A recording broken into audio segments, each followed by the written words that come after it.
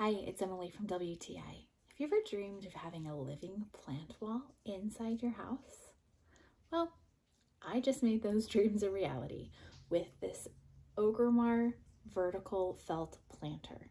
You can get it in a variety of sizes, but we bought multiples of the 36 pocket size. This planter is so fun because you can use it indoor or outdoor to create a vertical garden.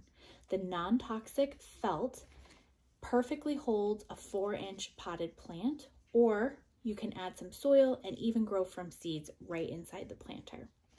We used multiples of these to create a very tall and wide living plant wall in our dining room, and they were extremely easy to install. So they have very tough grommets, which we nailed into studs. And they also are adjustable because of the felt. We were able to cut some to size when we needed to fit them into a small area.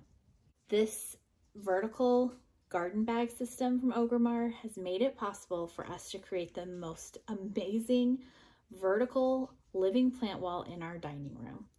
And I think if you are trying to do anything similar, either create a living plant wall or you just want to have more garden space outside and start to use some of that vertical space and grow upwards, these are a great option.